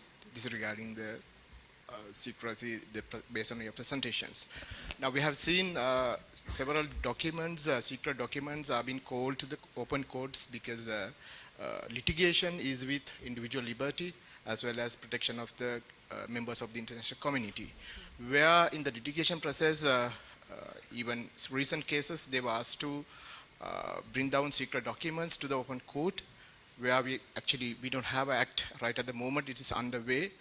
And how best, what is your suggestions to protect those documents, rather to go for an intelligent tribunals like, or to have a National Intelligence Act? How best we can protect until the acts come into operations? So just off the cuff, I have a few thoughts on that. Would these particular documents be highly necessary for the judicial process, for the function of proper adjudication? Are they trying to hide illegal secrets, or are you saying that those documents should be kept secluded and away from the public eye? Because if it's necessary for the court to determine on a legal matter, I feel disclosure should not be a problem, and perhaps there should be an amendment or a further elaboration of the official secrets concept. Because as I pointed out in my presentation, illegality should not be cloaked under national security and official secrets. But I do abide by the fact that if it's sensitive military information, the location of troops, those really need to be guarded and kept secret. But if it's necessary for the proper adjudication of a legal dispute, perhaps it should be permitted. I don't know whether you would agree, though. Thank you. Thank you.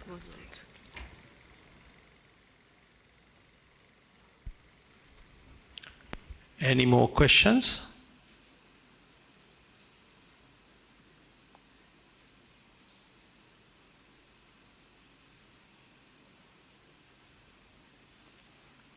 It looks on a Friday evening, all are very keen to terminate these sessions. If there's no other questions, I could wrap up the session. Looks there are no questions. I will go through one by one.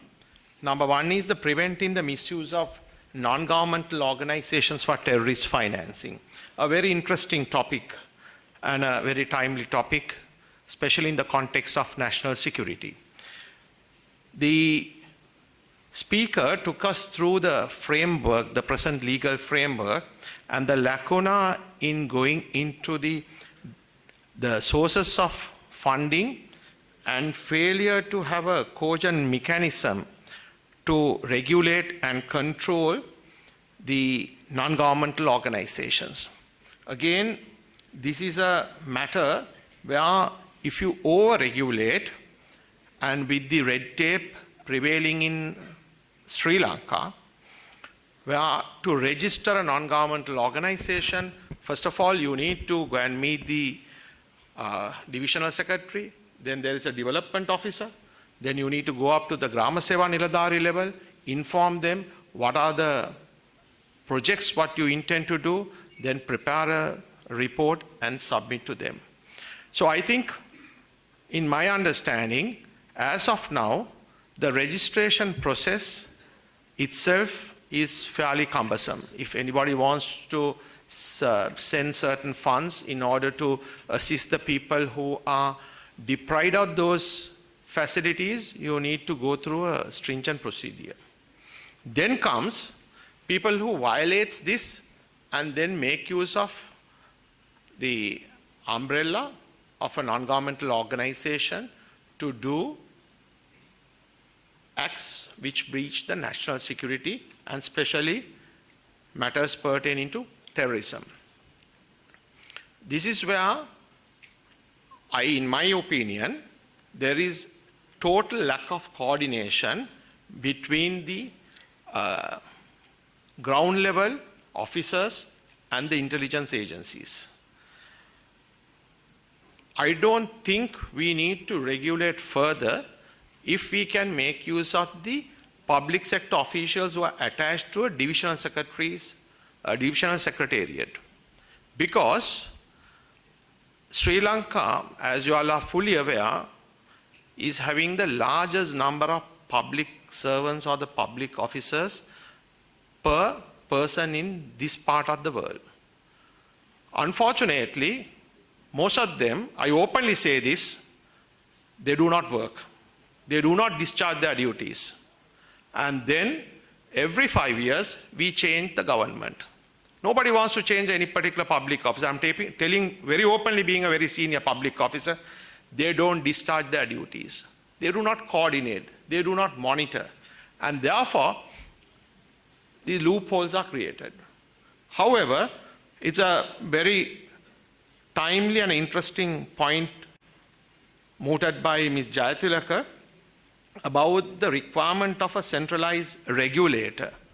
But how many, even though we appoint regulators, have we taken a stock of the officers who are employed in these government agencies and done a study whether they have discharged their duties or not?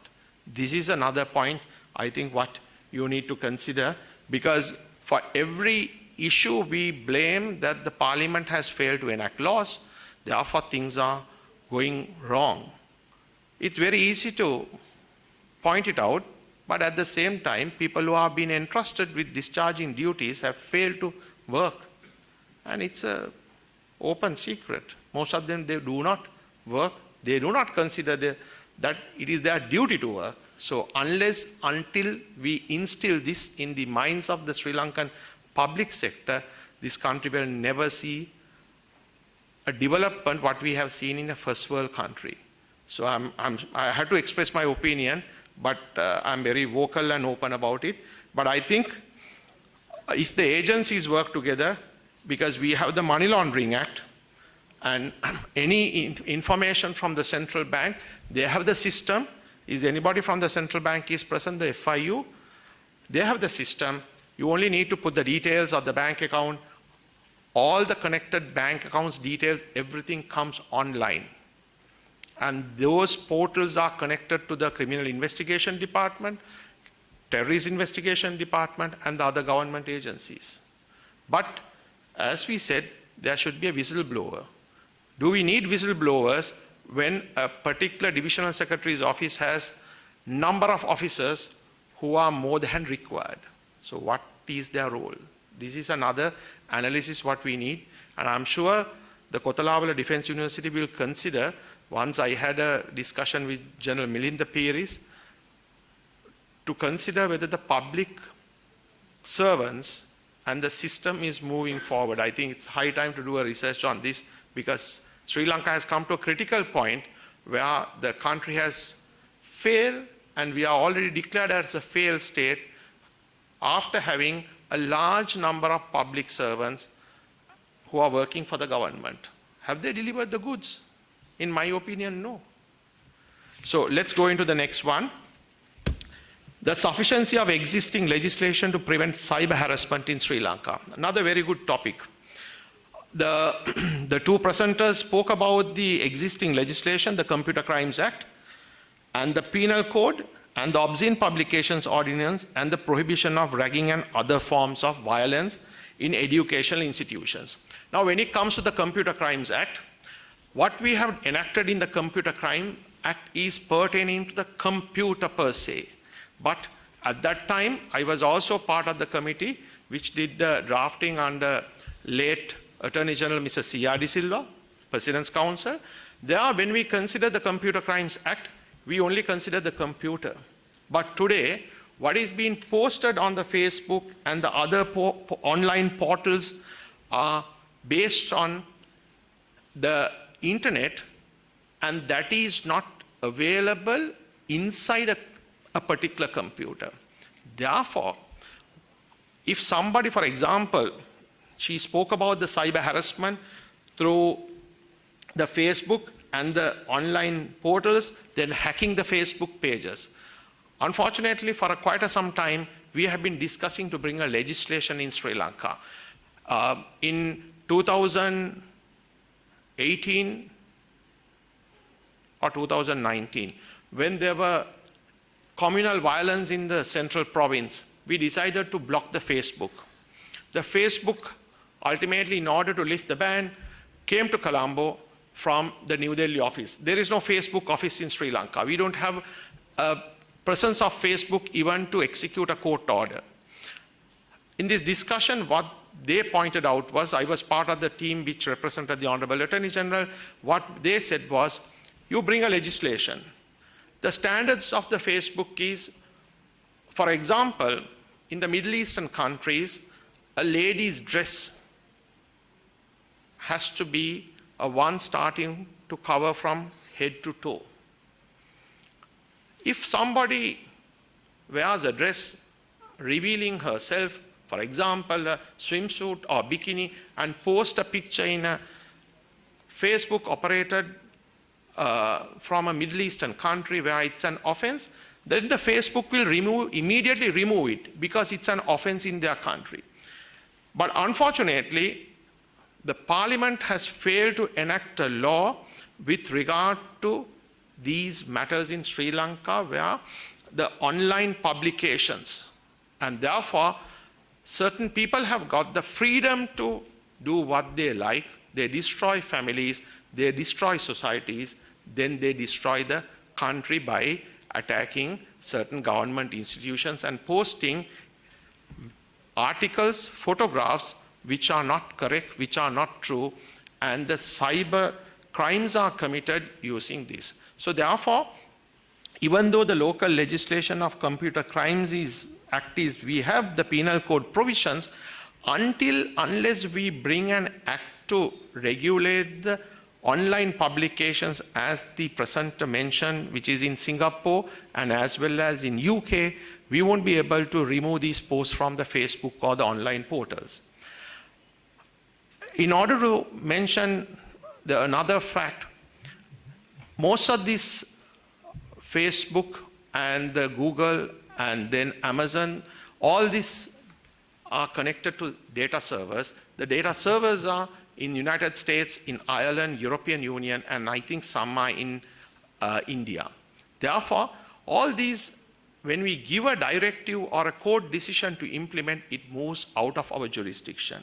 But however, their policy is, if it's an offense in your country, then we will honor it and we will remove it. Another idea which we mooted is to bring an amendment to the Telecommunications Act in order at least to block it and remove it from the the 7 operators in Sri Lanka. The author was discussing about the cyber harassment, but what we need to do is to immediately remove if there is a post which have been hacked and then certain, for example, nude photos are taken, cropped and put with somebody else's face, and then they try to destroy that person's character and create unnecessary issues. On an issue like that, at least until the Facebook or the posting portal removes it, there should be a mechanism to block it. Once I appeared in a court case, action was filed by a plaintiff, a prominent lady in the corporate world, where there was number of unwanted remarks in a blog site.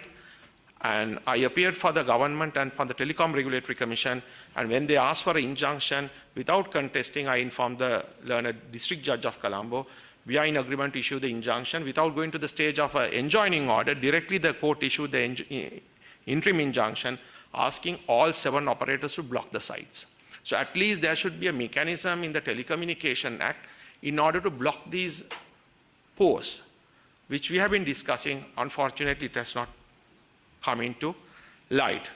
So let's turn to the third presenter. It's about the regulating the rapid evolution of white-collar crimes in Sri Lanka. One of the matters, I think, Ms. Munaweera, you did a good presentation, but you failed to consider the Prevention of Sports Corruption Act.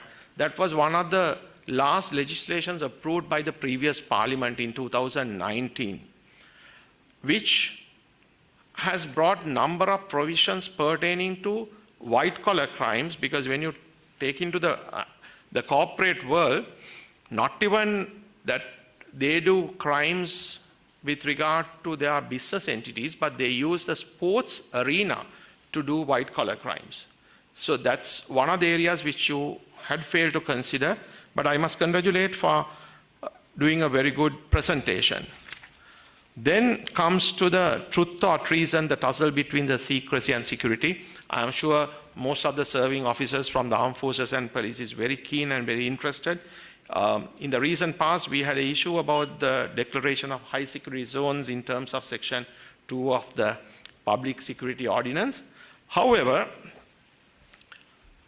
the presenter was trying to drive a point when there's an issue, especially pertaining to a grave crime in terms of international humanitarian law, or even a grave crime in terms of the provisions of the Sri Lankan law or the penal code. Can the particular person or the particular officer take cover and shield under the Official Secrets Act and not to divulge it, and to have and whether we can lift the veil? On that particular point, she came out with 2 interesting judgments from the United States, where there was grave crimes committed by the armed forces of United States in Iraq and I'm sure in Afghanistan. And where the US ultimately decided the US courts ultimately decided to lift the veil and see whether they have committed a crime or not. On this particular context, I think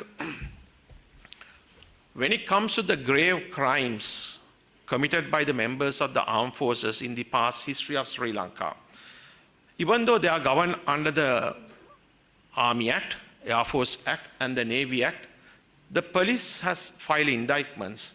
And at that time, the armed forces have completely cooperated with the law enforcement procedure. However, even at that type of a grave crime can be charged through a court-martial, which they have decided not to take that path, but to permit the civilian courts or the police to investigate and file indictments to the Attorney General, rather than using the Army Act to try a grave crime in terms of the provisions set out in the Army Act, where they can appoint a court-martial and there's a proper procedure in the Army Act. Having said that, a question was raised whether they can take the shield under the Official Secrets Act and not to divulge information, vis-a-vis whether the courts can call for secret documents on the pretext of an ongoing inquiry and to make it public. Very important question. In my personal opinion, a judge or a commissioner needs to know nothing but the truth. For that, they are permitted to go up to any length. Then you need to demarcate your boundaries, whether you want to examine that document for your eyes only, or on the pretext of examining that document for the judges, or by the judge, or by the commissioners who are sitting in the public commissions, and then to make it available to the public. So this is a very thin line which they need to draw and take a decision. But if they are crossing the boundaries on the pretext of examining in order to do justice, but making available a secret, a classified document which falls under the Official Secrets Act, I think that is a time where the state will have to intervene. But at the same time, on the pretext of the cover of Official Secrets Act, and to, without piercing the veil of national security, they won't be able to make a proper judgment as well. So this is another area which the judges will have to strike a balance. And thank you, Ms. Ratwatte, for a very elaborate presentation on that topic. And then we'll come to Ms. Siwrathne's presentation on whistleblowers to thwart white-collar crimes, a comparative analysis of Sri Lanka and United Kingdom. That's also a very timely move, a very good topic. Actually, when it comes to the protection of whistleblowers, I have to admit there is a total lacuna in this particular area in Sri Lankan law. And the protection has not been afforded. At the same time, I think the government and the parliament has failed to identify the necessity of having whistleblowers who can disclose certain high degree of white-collar crimes, and failure to do so had impeded the development of the country as well as the economy. And they are the people who perpetrate this type of offenses not only destroy a particular institution, but it has gone to a level that has destroyed the whole country. We have seen in the recent past the magnitude and degree of white-collar crimes, and especially the finance companies, where the regulator has failed to regulate, and then giving various reasons. Number of people are still fighting to at least obtain the capital what they deposited with the financial institutions. And I think, in my personal opinion, it is a timely move to amend the Securities and Exchange Commission Act and to have provisions on that. I think with that, we have come to the end. It's a very interesting session which enlightened all of us in number of areas under the theme Economic Revival, National Security, and Sustainability through Advancement of Science and Technology and Innovation. These technical sessions, I'm sure, may have created a lasting impression on the budding lawyers, the law students. You all have a role and a duty to play in this whole exercise, because in few years' time, you all will be walking into courthouses or to become corporate lawyers, and to train your mind to be very innovative thinking and to think out of the box and to find out where we lack in order to have a robust judicial system, and especially to find ways to address the law's delays and to do justice to the people. As I said at the beginning, in order to avoid a war. The famous Chinese general Sun Tzu has said, you need to grind the wheels of justice. And therefore, if we have a proper legal system which gives speedy resolution of disputes and mete out justice to the people, I think we can make this country a better place. In conclusion, I must congratulate Major General Milinda Piris, the Vice Chancellor of the University, the Kotalawala Defence University, and the members of the law faculty for organizing this interesting program. And I understand the law faculty have been rated into the second best place in Sri Lanka. So please accept my congratulations and all the best to you all. Thank you. I would like to thank all the presenters for sharing with us your immense knowledge. We would now like to award certificates to all the presenters of the session, and I respectfully invite the Honorable Chair, Mr. Sumathi Dharmawardena, to do the honors.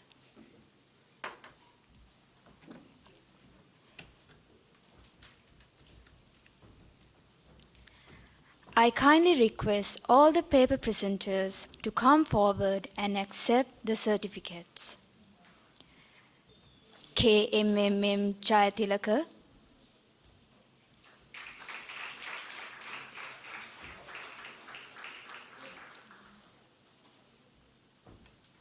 DA Munaweera,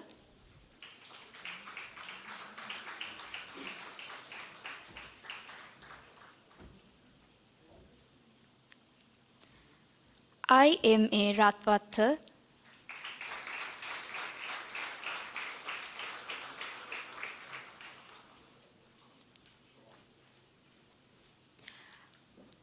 SBYMDT Siwrathne,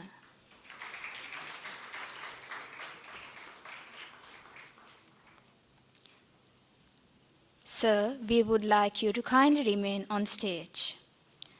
Now, I kindly request all the poster presenters to come forward and accept the certificates. D.S. Jayasinghe,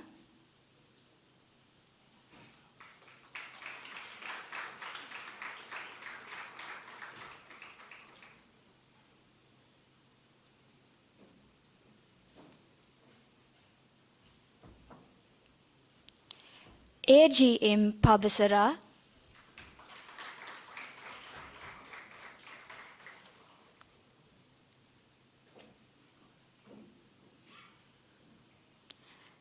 DMKAH Bandara,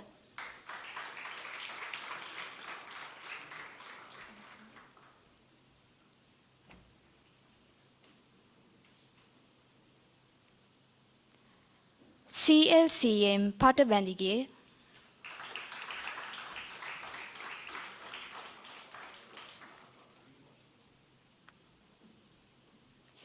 NHD De Silva,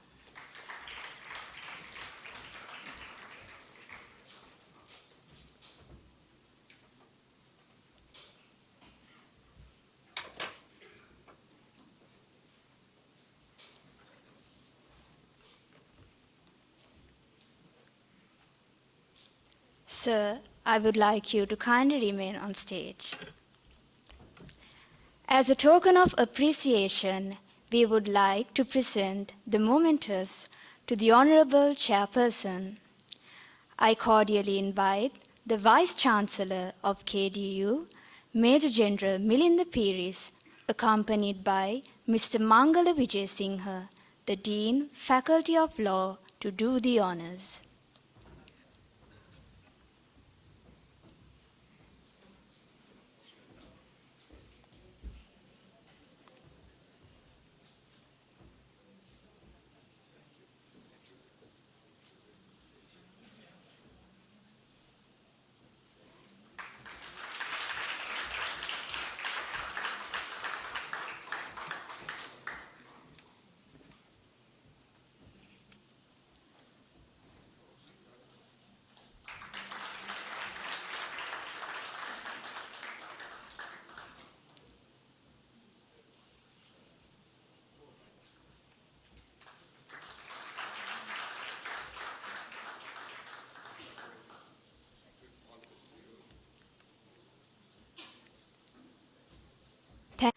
To accept the tokens of appreciation, I respectfully invite Mr. Mahesh Abenayaka, Attorney at Law, Senior Lecturer in Law, University of Moratuwa.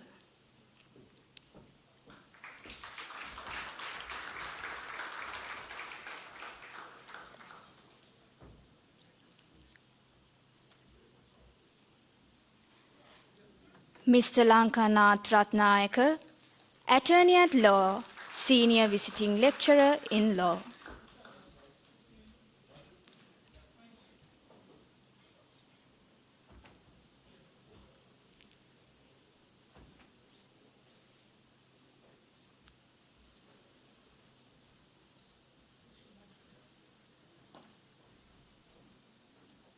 Mr. Gamini Balasuriya, Attorney at Law, Senior Visiting Lecturer in Law.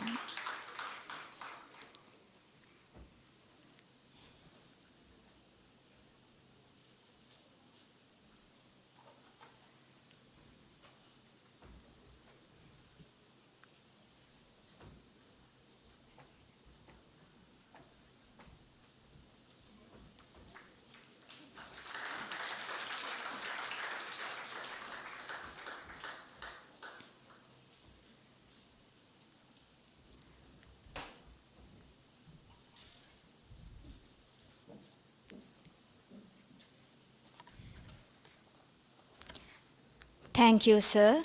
I would like you to kindly remain on stage for the next segment of the session. Now the time has come to award the Best Poster Presentation. The Faculty of Law has selected six researchers for the poster presentations, and they were evaluated by a panel comprising of honorable speakers who were present at the plenary session. The panel has selected one poster presentation as the best poster presentation, and the best poster presentation award goes to NHD De Silva.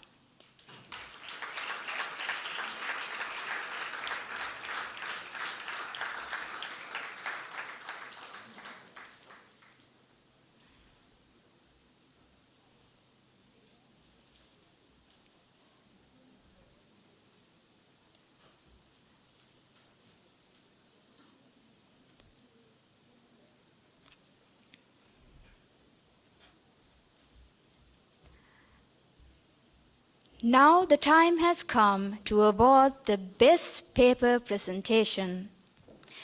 Papers presented in the technical session in law in the 15th International Research Conference of KDU were evaluated by a panel of judges. The panel has selected one paper presentation as the best paper presentation, and the best paper presentation award goes to the paper presented by B. Munaweera, W.D.S. Rodrigo, and A. Ratnayaka.